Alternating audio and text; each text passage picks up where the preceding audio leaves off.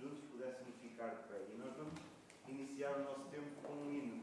O hino que diz: sou feliz com Jesus. E conforme nós encontramos lá em Abacuque, no capítulo 3, no versículo 18, que diz: todavia eu me alegrarei no Senhor, exultarei no Deus da minha salvação.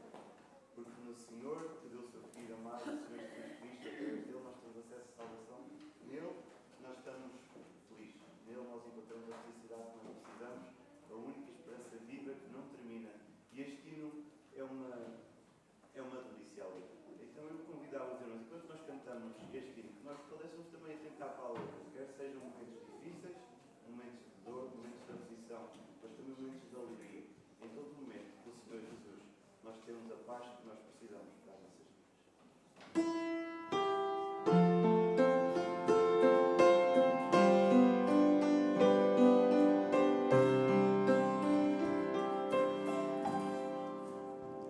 Se paz a mais doce me deres gozar, se dor a mais forte sofrer,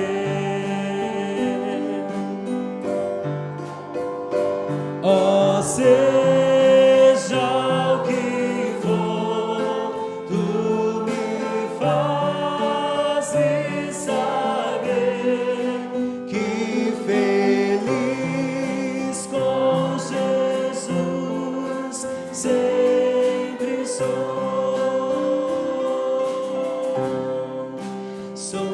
feliz com Jesus,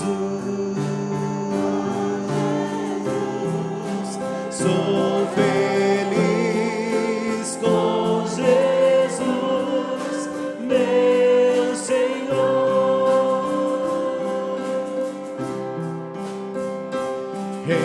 Embora me assalte o cruel Satanás e ataque com vis tentações, ó certo eu estou, apesar de aflições, e feliz eu serei com Jesus. Sou feliz com Jesus. Sou feliz com Jesus, meu Senhor.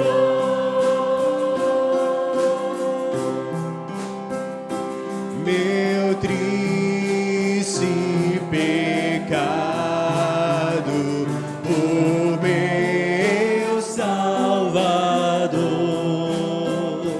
foi pago de um modo cabal.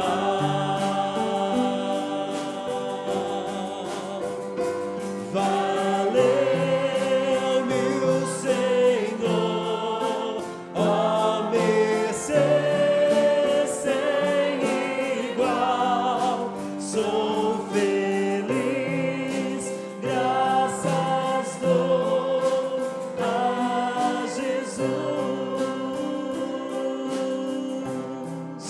Sou feliz com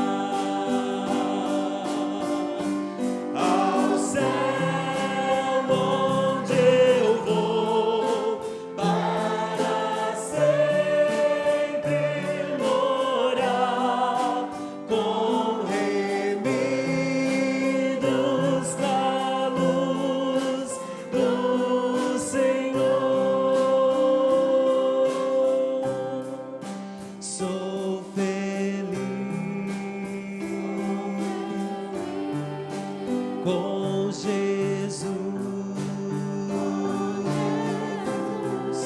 Sou feliz com Jesus, meu Senhor. Sou feliz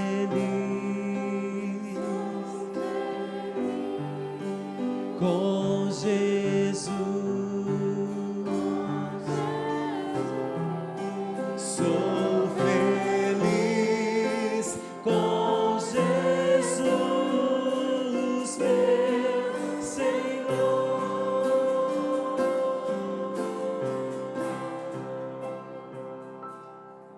Realmente, Pai, nós somos felizes contigo. Nós te agradecemos por tudo aquilo que tu és, por tudo aquilo que tu fazes em nós, Pai. Nós te agradecemos pela vida do Senhor Jesus Cristo. Te agradecemos, Pai, pelo Espírito Santo, que cada dia nos orienta, Senhor Deus. Nós te agradecemos porque em ti, Pai, nós encontramos todo o amor. Um amor indescritível, inexplicável, Pai, pois que nos alcança, Pai, que cerca o nosso coração e que nos leva até ti, Senhor Deus. Obrigado, Senhor, porque em ti realmente nós somos mais do que vencedores, Pai. Nós podemos andar calmos, tranquilos, Senhor Deus, porque em ti nós encontramos a paz que nós precisamos para as nossas vidas, Senhor Deus, todo o entendimento, Pai, necessário, Senhor Deus. Nós te agradecemos pela tua palavra, nela nós encontramos os teus mandamentos, Senhor Deus. Nós te agradecemos porque em ti nós encontramos toda a luz, Senhor Deus, e tudo aquilo que nós precisamos para caminhar, Pai. Obrigado, Senhor Deus, porque nunca nos abandonas, porque nunca nos deixas, Pai, e porque és um Deus que nos perdoa a cada dia. Obrigado pela tua graça e pela tua misericórdia, Senhor Deus. E nesta hora, Pai, nós verdadeiramente, Pai, queremos consagrar este culto a ti, Senhor Deus. Nós queremos pedir que possas ser com cada um de nós aqui presente, Pai, com cada família, realmente o louvor que sai dos nossos lábios, seja verdadeiro, seja sincero, Senhor Deus, e tu que possas alegrar com este culto, Pai. Toda a honra e toda a glória sejam para ti, em nome de Jesus. Ainda de fé, eu convidava os irmãos a que juntos pudéssemos abrir as nossas Bíblias em Salmos capítulo 18.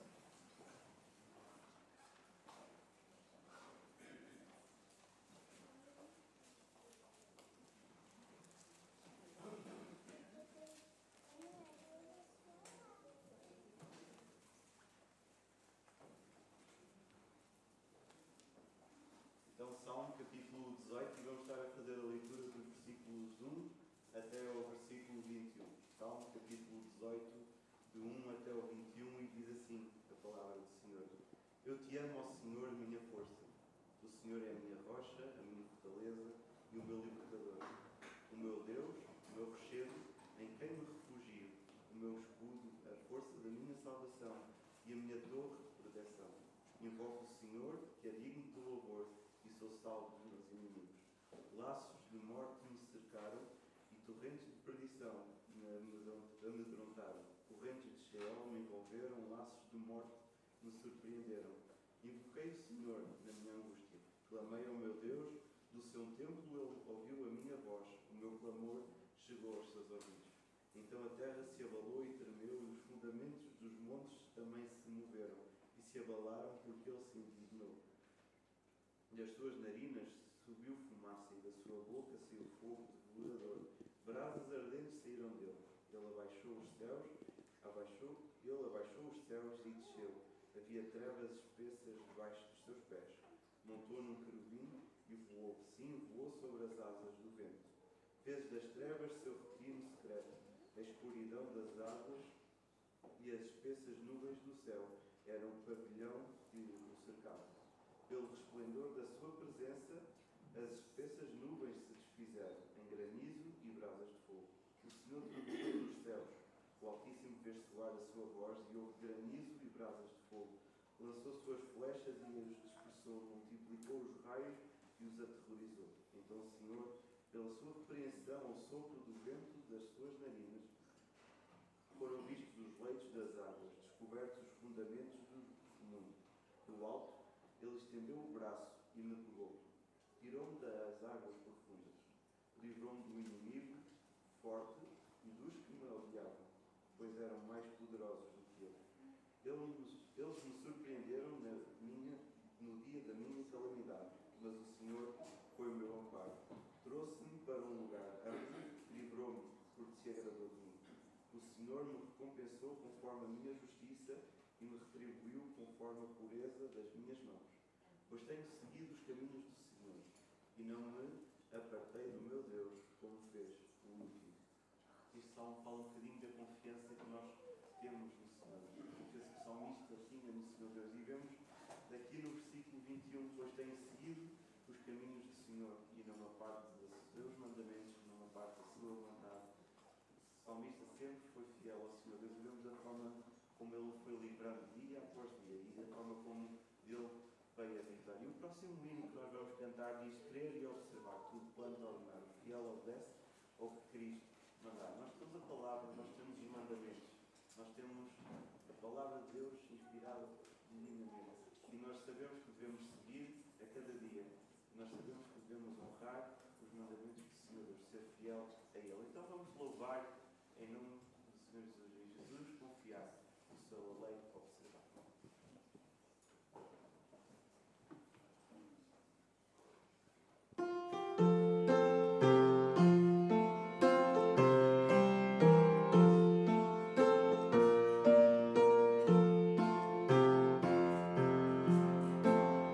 Em Jesus confia, sua lei observa. Ó, que gozo, que bênção, que paz.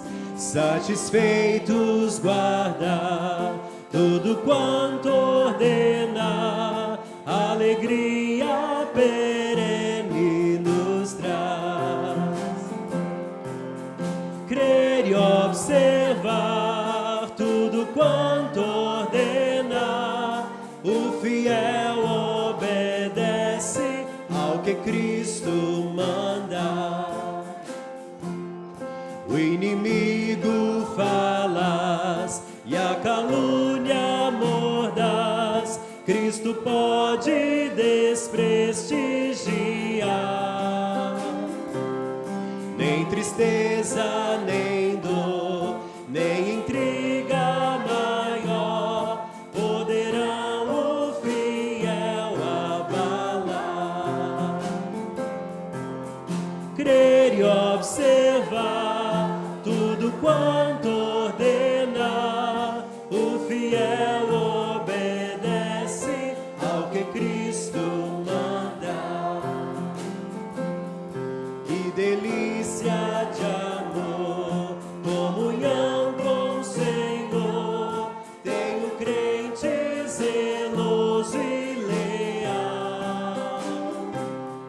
O seu rosto mira, seus segredos viva, seu consolo constante e real. Crer e observar tudo quanto ordena, o fiel obedece ao que Cristo manda. Resolutos, Senhor, e com fé zelador, os teus passos queremos seguir. Teus preceitos guardar, o teu nome exaltar, sempre a tua vontade cumprir. Crer e observar tudo quanto ordena, o fiel obedece ao que Cristo manda. E nós ainda vamos cantar mais um canto. Este canto diz: confiarei sempre no Senhor Deus. O canto diz: em Cristo só confiarei a minha força, a minha luz, minha canção pedra angular, em que me firmei na tempestade e sequidão. Com grande amor, profunda paz, lutas e medos ficam para trás. O meu conforto, tudo é para mim, firme no amor de Cristo. Enfim, esta confiança inabalável no Senhor Deus. Não nos desviamos nem para a direita, nem para a esquerda, fiel ao amor do Senhor Jesus Cristo. Então vamos louvar e exaltar este canto, enquanto cantamos este canto, e durante este tempo também vamos estar a fazer a recolha dos dízimos e das ofertas. E a convidar o irmão Cristo que nos pudesse enquanto fazemos a recolha dos dízimos e das ofertas.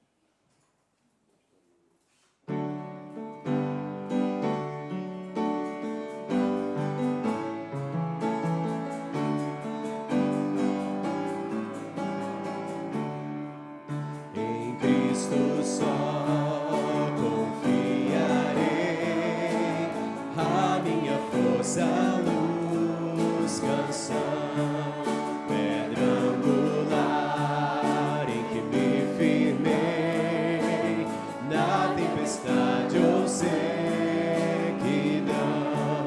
Quão grande amor, profunda paz, lutas e medos ficam pra trás. O meu conforto, tudo pra mim, firme no amor de Cristo, enfim. Em Cristo só que encarnou todo poder no frágil ser. Nele o amor Deus ofertou, até por nós se oferecer.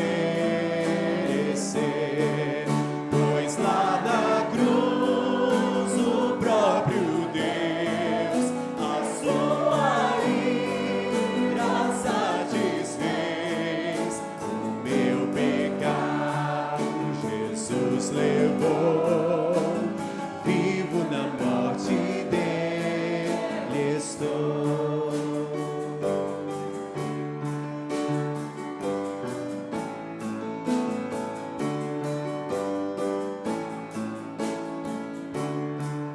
Foi sepultar a nossa luz, tragada pela escuridão.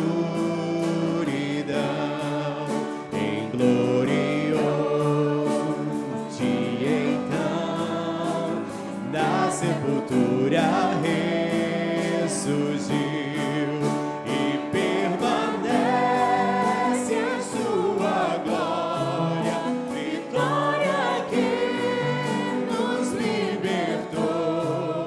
Pois eu sou dele e ele é meu, pelo seu sangue me comprou. Mas a culpa, não mais a morte, esse é o poder de Cristo em mim. Jesus comanda a minha sorte, desde o início até ao fim. Nenhuma força poderá de sua mão me arrancar, até com ele me encontrar. Firme estarei no seu poder. Nenhuma força poderá de sua mão me arrancar, até com ele me encontrar. Firme estarei no seu poder. São Bispo, pode nos dirigir na palavra de oração. Senhor nosso Deus e nosso Pai Celestial, graças te damos por mais um privilégio que dás, Pai, nesta manhã do Santo Dia, podermos vir a este Santo Dia para te louvar, adorar e bendizer o teu Santo Nome. Venha abençoar cada uma das nossas vidas. Tu conheces as necessidades de cada uma, Pai. Abençoa, Pai, também estas ofertas, estes dízimos, Pai. Abençoa cada ofertão e aqueles que não puderam fazer, tu sabes as condições de cada um, Pai, e numa próxima oportunidade poder fazer. E que tudo seja para a tua honra e a tua glória. Em nome e pelo amor do Senhor Jesus nosso. Os irmãos podem sentar-se e nós ainda vamos cantar mais um cântico. Este cântico diz que queres estar escondido em ti, seguro na tua porta. Enquanto cantamos este cântico, o Espírito de oração, vamos preparar os nossos corações para a mensagem que vai ser cantada.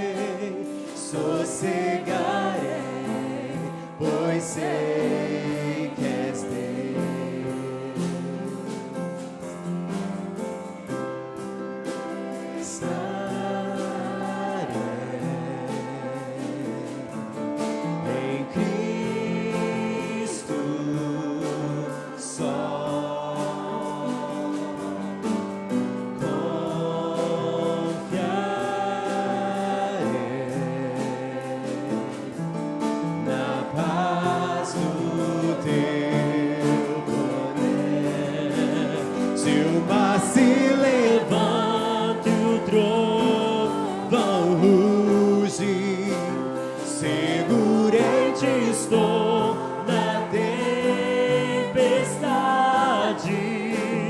Pai, no temporal tu és o rei. Sossegarei, pois sei que és Deus. Levante o trovão ruge, seguramente estou na tempestade. Pai, no temporal tu és o rei. Sossegarei, pois sei que és Deus. Sossegarei, pois sei que és Deus.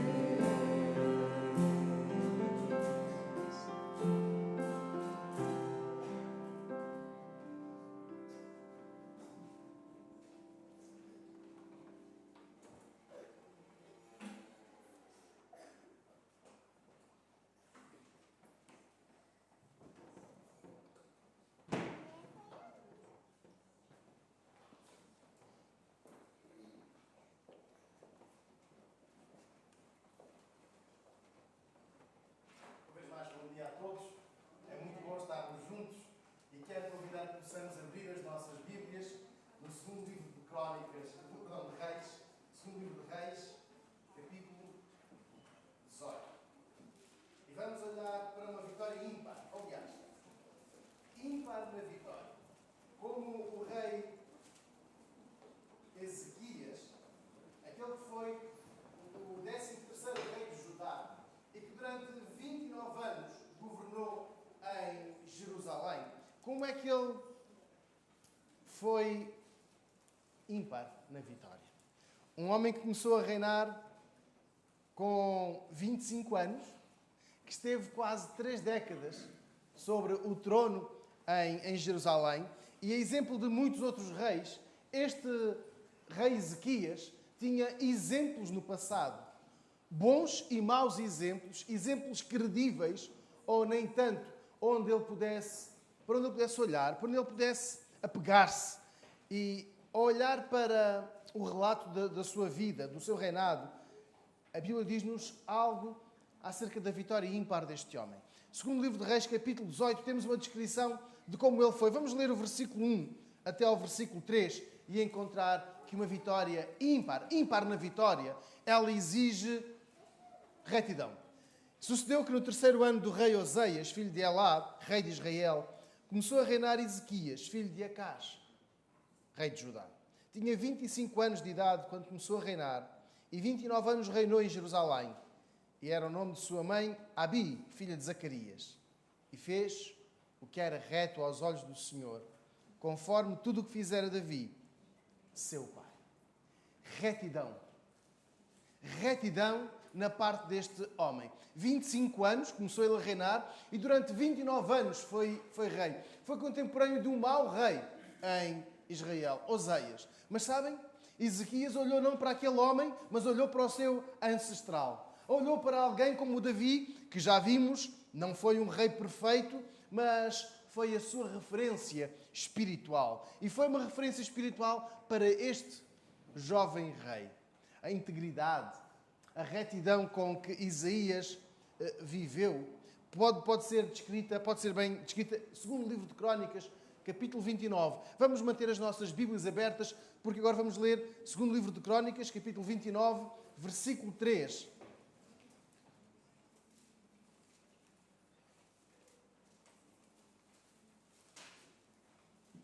Segundo livro de Crónicas 29, 3 diz assim: Pois ele no primeiro ano do seu reinado, no primeiro mês, abriu as portas da casa do Senhor e as reparou. Versículo 4. Fez vir os sacerdotes e os levitas, ajuntando-os na praça oriental, disse-lhes: Ouvi-me, levitas, santificai-vos agora e santificai a casa do Senhor, o Deus de vossos pais, e tirai do lugar santo a imundícia. Ezequias foi assim. Um rei íntegro, um rei ímpar na vitória, porque ele trabalhou a retidão. Ele quis viver de uma forma reta. Ele quis abrir as portas logo no início do seu reinado. As portas da casa do Senhor. Ele chamou os levitas, ele chamou todos aqueles que faziam parte do culto a Deus e disse: limpem-se, purifiquem-se. Vamos todos apresentar um culto reto, íntegro a Deus. Sabem, o rei Ezequias promoveu a restauração física do templo. Aquele palácio mandado construir por Salomão para o culto a Deus estava desleixado.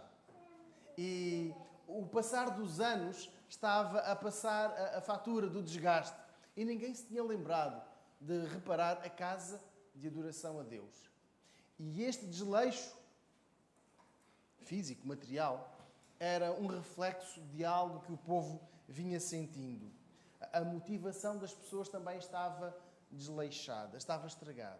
E esta retidão do rei Ezequias levou àquilo que nós hoje tanto falamos, a transparência que nós desejamos, a transparência entre os governantes, a transparência entre as autoridades, para que tudo isso fosse uma prática. A desconfiança em relação a quem exercia cargos públicos deixou de existir, porque o rei deu exemplo. Versículo 3, olhemos, ele fez o que era reto aos olhos do Senhor. Ele promoveu a retidão entre os seus governantes, entre os seus mais próximos, entre as pessoas da sua confiança, entre os levitas, entre os sacerdotes.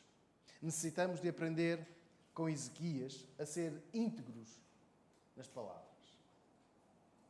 Necessitamos de aprender com Ezequias a ser íntegros nas ações, mas também inspirar outros à devoção a Deus. Devemos nós viver em retidão diante de Deus e também promover esta retidão desafiando, estimulando outros para que olhem para nós e nos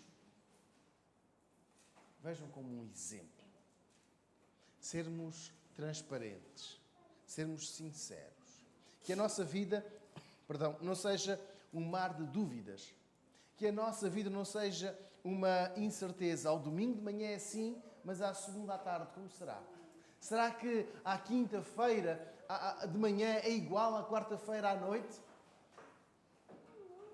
Aquelas mensagens dúbias, aquelas omissões, aquelas frases que não são ditas até ao fim, aquelas frases truncadas. Será que deixamos no ar uma aparente incoerência ou uma aparente retidão? Versículo 3. Eu quero que leiamos o texto bíblico, porque ele diz-nos: e fez o que era reto aos olhos do Senhor, conforme tudo o que fizera Davi, seu pai. Ezequias não deixou espaço para dúvidas, não deixou ali margem para desconfianças. O que ele aparentava era. E nós? Como nós temos vivido estes dias? Com suspeitas em relação ao nosso caráter? Há uma transparência, há uma retidão naquilo que dizemos, uma coerência entre aquilo que cultuamos, quero estar escondido em ti, Deus, e durante os dias estamos não escondidos em, mas escondidos de Deus. Este foi um rei mais do que vencedor por ter privilegiado a retidão. Então eu quero desafiar a que todos sejamos verdadeiros, transparentes, corretos, para que sejamos mais do que vencedores, tal como foi Ezequias. Mas o versículo 4 diz-nos que uma vitória ímpar necessita de limpar o passado. Leiamos segundo livro de Reis, capítulo 18, versículo 4. Ele tirou os altos, quebrou as estátuas, deitou abaixo os bosques e fez em pedaços a serpente de metal que Moisés fizera. Porquanto, até aquele dia, os filhos de Israel lhe queimavam incenso e lhe chamavam Neustã. Mexer no passado é sempre muito difícil.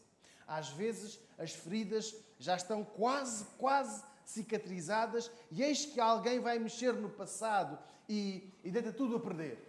Alguns sentimentos que já estavam esquecidos, adormecidos, são os piores. São ressuscitados, são recordados. E as inimizades que já tinham passado a esquecimento, não a perdão, são recuperados. Mas eu quero que olhemos para o versículo 4. É que este homem, este rei, com 25 anos, decidiu limpar o passado do seu povo em matéria espiritual. Então, o que ele fez?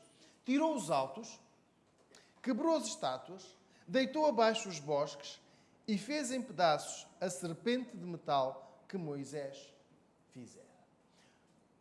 Quando há 3 semanas começámos a estudar os reis de Judá, vimos que fez o que era reto, mas não removeu os altos. O outro fez o que era reto, mas não removeu os altos. E agora versículo 4. O que é que Ezequias faz? Ele dá sequência à reforma iniciada anos antes. Os outros reis foram capazes de promover uma adoração exclusiva a Deus. Muito bom. Mas parece que não tinham a capacidade de terminar. Ou seja, começavam bem, um espírito de iniciativa, mas depois aquilo ia se desfazendo com o passar dos anos, com o passar do tempo. E olhemos para Ezequias, versículo 4. É a primeira coisa que ele faz. Foi mexer no passado para melhorar o presente. Não aquela ideia de melhorar o futuro, mas Ezequias quer melhorar o presente, removendo os altos, os lugares onde se queimavam incenso, não a Deus, mas onde se tinham ali as alminhas. Enfim, as crenças, as superstições. Repito, muitos temos uma capacidade de iniciativa e com o passar dos anos acomodamos-nos, deixamos que o hábito, enfim, a generalidade das ideias, enfim, já é o normal, prevaleça. Mas este rei tirou os altos, quebrou as colunas, o que por si só já era muito se nós olharmos para os anteriores, os seus antecessores, anteriores reis. Mas ele foi capaz de algo que o versículo 4 fala aqui, que durante séculos, mas séculos mesmo, prevaleceu. Ele despedaçou a serpente de bronze que Moisés fizera. Temos de recuar muitos anos, muitas páginas na Bíblia para encontrar esta serpente que estava a receber o que era exclusivo de Deus, o incenso, ou seja, as orações do povo. Vamos então a Números, capítulo 21. Vamos então ler Números, capítulo 21, e pedia que pudéssemos atentar Números 21.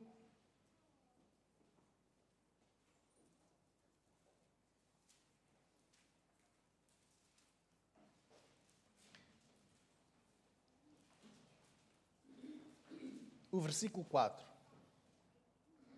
Então partiram do monte Or, pelo caminho que vai ao Mar Vermelho, para rodearem a terra de Edom, e a alma do povo impacientou-se por causa do caminho.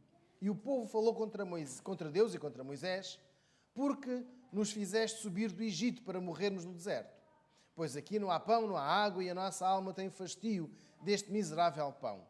Então o Senhor mandou entre o povo serpentes abrasadoras que o mordiam, e morreu muita gente em Israel. Pelo que o povo veio a Moisés e disse: pecamos, porquanto temos falado contra o Senhor e contra ti. Ora ao Senhor para que tire de nós estas serpentes. Moisés, pois, orou pelo povo. Então disse o Senhor a Moisés: faz uma serpente de bronze e põe-na sobre uma haste. E será que todo mordido que olhar para ela viverá? Fez, pois, Moisés uma serpente de bronze e pô-la sobre uma haste. E sucedia que, tendo uma serpente mordido alguém, quando esse olhava para a serpente de bronze, vivia. Então percebemos a origem desta serpente de bronze. Aconteceu mais uma reclamação, mais uma incredulidade, mais uma manifestação de birra, de murmura e de um apontar do dedo, de uma acusação de algo que até era boa, e o Senhor enviou um castigo. As serpentes, diz-nos aqui, abrasadoras, atacaram o povo. E quando as pessoas começaram a perceber que era demais, pediram a Moisés: desculpa, nós erramos. Ora, pede a Deus, intercede a Deus por nós. E foi o que Moisés fez. A ordem era, da parte de Deus, foi que fizesse uma serpente de bronze e quem olhasse para ela ficaria então curado. E assim foi. Este episódio passou e ninguém se lembrou de destruir a serpente. Ficou como uma recordação, um memorial, uma memória. E ficou não apenas para recordar o que fizemos de errado, mas para o que continuamos a fazer de errado. Ninguém se lembrou de desfazer aquela serpente. Ninguém se lembrou de tirar aquela serpente do centro da adoração, do louvor a Deus. Pois é, e ali ficou. Com o passar dos anos, esta serpente ganhou contornos de ídolo. Ganhou a capacidade de curar os males das pessoas. Estás mal? Olha para a serpente. Estás doente? Olha para a serpente. Bem, não foi esta a criação original. Pois, mas agora, adaptando aos dias de hoje, pode ser que funcione também como funcionou originalmente. Eu quero que recordemos o texto em que Ezequias, versículo 4, tirou os altos, quebrou as estátuas, deitou abaixo os bosques e fez em pedaços a serpente de metal que Moisés fizera. O Senhor Jesus vai falar sobre o significado espiritual que esta serpente teve, a da fé em ficar curado, e de como ela era levantada numa prefiguração do sacrifício de Jesus, porque quem olhar para Jesus ficará salvo. Não de um ataque de uma qualquer peste, de uma qualquer praga de animais, ou de uma peste que possa surgir, mas ficará salvo de todos os seus pecados para a eternidade, olhando para Jesus. Quem levantar os olhos da fé e contemplar Jesus será salvo.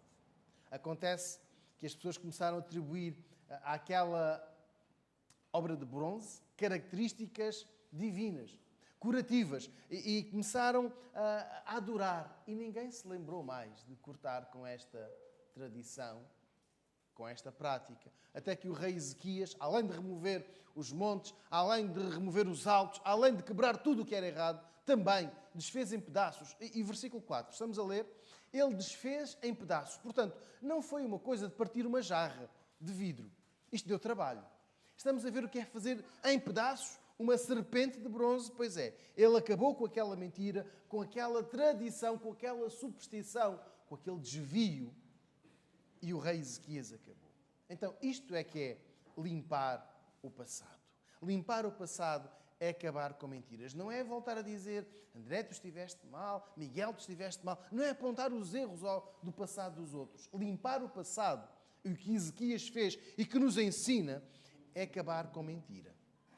Limpar o passado é retirar qualquer credibilidade a boatos, a rumores, por muito sólidos que tenham aparentado ser num passado.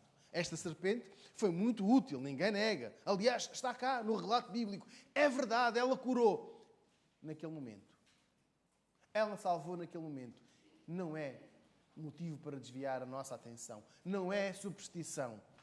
À luz da Bíblia, nós podemos ser mais do que vencedores. Versículo 4. Quando limpamos o passado.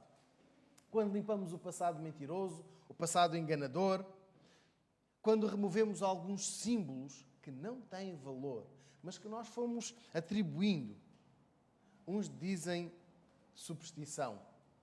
Uns dizem apenas crença popular. A miscelânea entre a fé e a fezada. E vamos brincando um pouco, mas lá vamos tendo as patas de coelho, lá vamos tendo as figas, lá vamos tendo um coração, lá vamos tendo uma imagem assim e assim e assim. Para o rei, versículo 4, aquela serpente era apenas neustã, ou seja, o seu significado, um pedaço de bronze. Para Ezequias, aquilo era apenas um pedaço de bronze. Era apenas um pedaço de bronze. Não curava, não salvava, não perdoava, absolutamente nada. Versículo 4. Ele limpou com o passado. Eu quero convidar a que possamos fazer o mesmo. Limpar o nosso passado. Nós todos sabemos que a árvore de Natal é um símbolo pagão, mas gostamos tanto e não temos coragem de a remover. Versículo 4. Nós sabemos que a Páscoa é a ressurreição de Jesus, mas não queremos tirar as amêndoas ou o ovo. Deixamos lá. Versículo 4. Serão os altos, serão os montes, serão a estátua de bronze. Sabemos que o Pai Natal não traz os presentes, mas quer também dizer a uma criança, estragar-lhe agora a infância, de tirar o Pai Natal. Não está lá, pois não. Necessitamos de olhar para Jesus, o Salvador, com os olhos da fé. Não com os olhos da história, mas com os olhos da fé. E limpar o passado. Permitir que Ele limpe o nosso passado. Ezequias, eu quero olhar para o versículo 4. Irmãos, é tão importante esta tarefa que ele tem no versículo 4. Tirou os altos, quebrou as estátuas, deitou abaixo os bosques e fez em pedaços a serpente de metal que Moisés havia feito. Isto foi demasiado. Ezequias, para nós hoje, teria sido um radical, um fundamentalista, um excessivo. Mas foi necessário. O que é que nós necessitamos de remover do nosso passado? Quais são os símbolos, quais são as imagens, quais são os valores, quais são as tradições que têm adquirido um valor que na realidade não têm?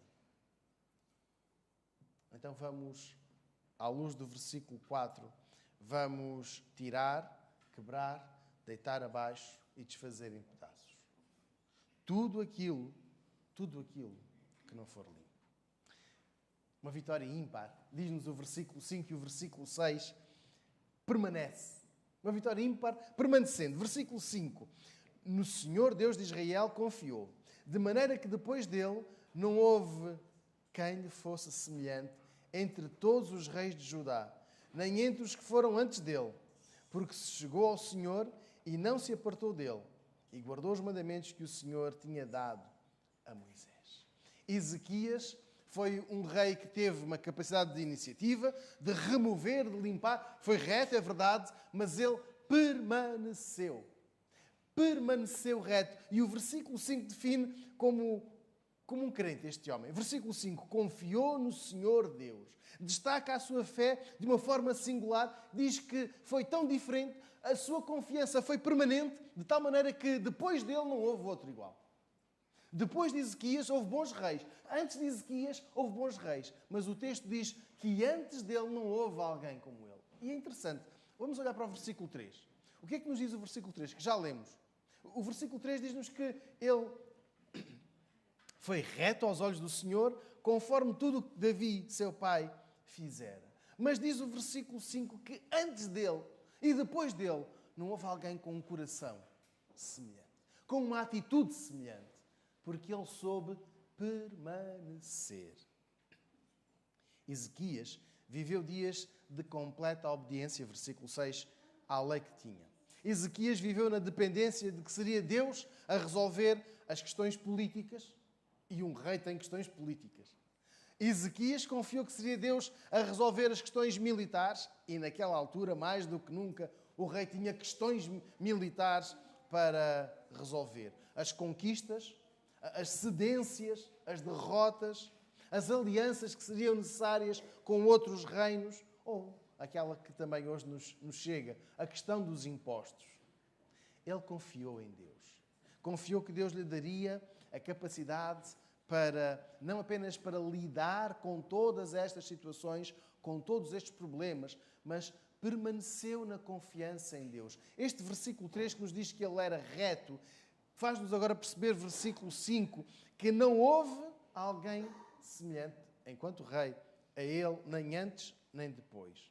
Versículo 6 diz-nos, ele se chegou ao Senhor e não se apartou dele. Ora, Salomão não foi assim. Ora, Davi não foi. Enfim, todos os outros não foram assim. Aproximaram-se, versículo 6, chegaram-se, mas ao contrário do rei Ezequias, nem todos permaneceram. E esta é uma característica dos vencedores. Permanecer. Ele apegou-se e não se apartou de seguir o Senhor. Permanecer. Eu agora quero convidar a que possamos ir até Evangelho de João, capítulo 15. Vamos até ao Novo Testamento e perceber a grandeza deste verbo permanecer. Evangelho de João, capítulo 15.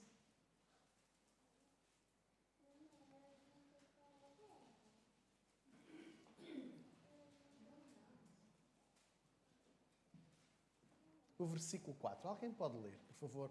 Evangelho de João, capítulo 15, versículo 4. Está em mim e eu em vós, como a vara de si mesma não pode dar fruto, se não estiver na videira. Assim também vós, que não estiverdes em mim. Obrigado. Temos de permanecer. O Senhor Jesus reforça no versículo 6. Quem não permanece em mim é lançado fora. E agora vejamos como o rei Ezequias se comportou. ele permaneceu, ele apegou-se a Deus. Nós temos saudades de dar um abraço forte. E alguns já estamos, eu pelo menos falo por mim, estamos a contar os dias para que possamos abraçar-nos.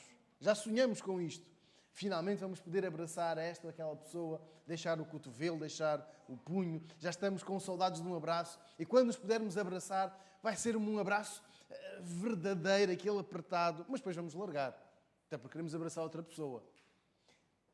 O rei Ezequias, pegando nas palavras do Senhor Jesus, e aquelas que o texto o identifica, ele apegou-se. E ele permaneceu apegado a Deus. O Senhor Jesus ensina-nos que se nós não permanecermos nele, em primeiro lugar, nada poderemos fazer. Se não permanecermos nele, nós seremos lançados fora. Se nós permanecermos, por outro lado, se nós permanecermos, o versículo 7, as minhas palavras permanecem em vós, pedi o que quiserdes e vos será feito. Esta é a imagem do rei vencedor. Esta é a imagem do povo vencedor. Crê e permanece. Crê e permanece na crença. Então, o rei Ezequias tem aqui um estímulo para esta semana. Esta última semana do mês de junho para nós. Vamos permanecer em Deus. Vamos apegar-nos a Ele. Vamos confiar. Vamos acreditar, tal como o Senhor Jesus nos diz, para ficarmos ligados à videira, numa ilustração de que seria para a vida. Não é para um dia ou para um momento, mas é permanecer nele, para darmos fruto. Então o rei Ezequias permaneceu, apegou-se a Deus e nunca o largou. Não deixou de fazer o que Deus tinha dito. E este homem foi inegavelmente um mais do que vencedor. E ele revela o método pelo qual nós queremos e podemos vencer. O mesmo que Jesus quer para nós, que é o de permanecermos em Jesus. Temos às vezes umas distrações, uns desvios que nos impedem de permanecer. E eu quero que nós hoje sintamos a alegria deste rei de permanecer. As palavras do Senhor Jesus têm de fazer todo o sentido para nós. Permanecei em mim e eu permanecerei em vós. Sem mim nada podereis fazer. Então nós precisamos de permanecer. Precisamos não só de conhecer Jesus, de acreditar, mas de ficar lá. E foi assim que Ezequias venceu. Permaneceu. A vitória ímpar deste rei estava aqui em permanecer. Nós estamos a ter um ano bizarro. Já estivemos em casa, já saímos para a rua, já voltámos para casa, estamos novamente com liberdade. Não sabemos se a nova vaga nos vai atirar outra vez para um confinamento. Nós tivemos, pela primeira vez, umas eleições invulgares em janeiro e em outubro vamos ter outras assim, com filas para votar e desinfetar e à distância e aquela campanha que estávamos habituados não vai acontecer. Não sabemos muito bem como vai ser o resto do ano. Mas para sermos mais do que vencedores, nestes 6 meses que faltam, nós devemos permanecer em Jesus. Confiar no seu poder, apegarmos-nos a Ele e não o largarmos. A obediência é uma marca distinta dos cristãos. E hoje o rei Ezequias dá-nos uma lição de vitória pela obediência. Ele permaneceu. O versículo 6 diz que ele permaneceu. Ele guardou os mandamentos que o Senhor tinha dado a Moisés. Ele guardou, ele obedeceu. Então não nos deixemos abater pelas adversidades, vamos confiar em Deus. Não afastemos da nossa prioridade da comunhão, porque apenas em Deus nós damos frutos. Apenas em Deus somos vencedores. Ainda que a pressão seja forte, seja alta, vamos recordar o que o Senhor Jesus nos disse. Permanecei em mim e eu permanecerei em vós. Confiar em Deus não é não adiar compromissos, é não dividir a crença no poder de Deus com outras fontes, como por exemplo a astrologia. Não deem crédito aos astros, aos símbolos, aos signos do zodíaco, à roupa, à cor da roupa, ao dia da semana. Não. Ser mais do que vencedor é como diz o versículo 6. Apegarmos-nos a Deus, ficarmos lá, não nos apartarmos dele, sermos obedientes. Terminando o versículo 7. Uma vitória ímpar pela companhia que teve. E assim foi o Senhor com ele. Por onde quer que ele saía, se conduzia com prudência. E se rebelou contra o rei da Síria e não o serviu. Versículo 7. Assim foi o Senhor com ele. Por onde quer que saía, se conduzia com prudência. Temos um ditado que nos diz: diz-me com quem andas e dir-te-ei quem és. E este ditado nós usamos para identificar as nossas companhias. Há boas influências ou más influências. Também com aquelas pessoas não se podia esperar o pior. Boas influências. Bem, com estas companhias também ele só podia dar no que deu. Qual foi a companhia que o rei Ezequias teve? Quem o acompanhou? Quem o acompanhou nas suas saídas? Quem foi com o rei Ezequias de maneira que ele foi sempre prudente? Versículo 7. O Senhor. O Senhor foi com ele. Estamos a ler o versículo 7? Estamos a ler, segundo livro de Reis, capítulo 18, versículo 7. Assim foi o Senhor com ele. Por onde quer que saía, se conduzia com prudência. A melhor das companhias. Hoje não podemos acompanhar aqueles que vão a uma consulta. Temos de ficar do lado de fora. Não podemos ter companhia. Até mesmo para quem dá à luz tem de ver o seu marido do lado de fora. Os familiares podem entrar à vez. Quem é operado ou quem vai para uma consulta tem de ficar do lado de fora. Mas reparem quem acompanhava Ezequias. O Senhor era com ele. Significa esta frase que ele agiu com retidão para alguém que não esperou que fossem outros tempos, alguém que limpou o seu mau passado, alguém que permaneceu fiel a Deus.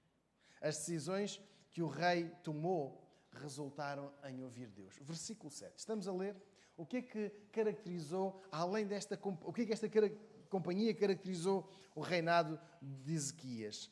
Onde quer que saía, conduzia com prudência. E agora atenção, versículo 7, a última frase. E se rebelou contra o rei da Síria e não o serviu. Ezequias foi um rei prudente. Saía, tinha de tomar uma decisão sempre com prudência, com a melhor companhia. E agora, a melhor companhia para os vencedores, nós sabemos que é sempre Deus. E agora vejamos o que o rei Ezequias faz. É capaz de ter planos, de ter vontade, mas coloca tudo, a sua vontade, os seus planos, num patamar inferior para cumprir a vontade de Deus. De tal maneira que o versículo 7 diz que ele se rebelou contra o rei da Síria. Pois bem, no tempo de Ezequias, a Síria era a única potência militar. O Egito, historicamente, havia sido. Era não só uma potência militar, mas que estava em declínio. Tinha sido uma potência cultural, certo, financeira, mas naquele momento, exército forte, uma influência forte, financeiramente capaz de prevalecer, era a Síria. E versículo 7. O que nos diz o versículo 7? Ezequias, apesar de ser o rei de um povo pequeno, não serviu o rei da Síria. Uma decisão deste nível exige uma confiança tremenda. Não tem nada a ver com hoje o nosso país cortar relações com a Inglaterra ou com a Alemanha porque entramos na lista negra dos voos. Seria mesmo Portugal dizer agora já não temos mais relações com a Alemanha nem com a Inglaterra. Nós ficaríamos a perder bastante. Bem, mas nós hoje não podemos. Estamos na União Europeia. Não podemos sair. Pois bem, versículo 7. Ezequias cortou. Não serviu ao rei da Síria. Não se submeteu, apesar do poderio, apesar de toda a força, de toda a superioridade numérica, militar, económica ou social. Ezequias ousou fazer frente a um grande imperador, a um grande império, porque sabia que com Deus ele era a maioria. E que com Deus ele poderia vencer todos os obstáculos. Com Deus aquela decisão poderia prevalecer. Irmãos, com Deus somos mais do que vencedores. Mas precisamos de voltar à primeira frase, à primeira parte do versículo 7. Quem está connosco? Quem nos acompanha? Quem tem sido a nossa companhia? Quem tem estado ao nosso lado? Quem tem decidido? Nós? A razão? A leitura dos acontecimentos? Ou Deus? Quem tem sido a última voz nas nossas decisões? Versículo 6, Ezequias permaneceu. Versículo 7, Ezequias teve a melhor das companhias. A boa lição, o exemplo de Ezequias pode e deve ser vivido por nós hoje.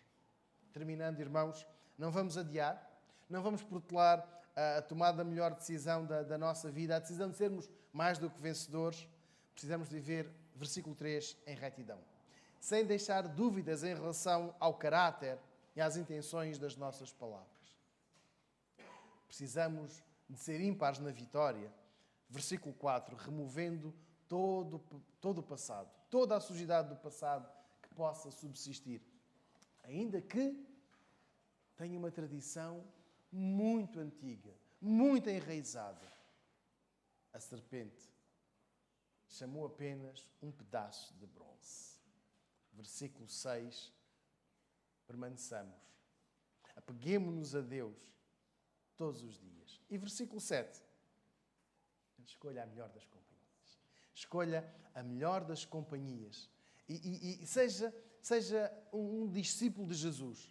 Permaneça nele. Vamos orar? Querido Deus, agradecemos-te porque queres que sejamos mais do que vencedores. E por isso te pedimos que possas remover todo o obstáculo, tudo o que nos impede de sermos limpos, de sermos retos diante de Ti e diante dos outros. Que a nossa vida fale de quem Tu és, revele quem Tu és, revele a Tua presença, a Tua companhia, a presença do Teu Espírito Santo em nós, permanentemente. E que cada um de nós possa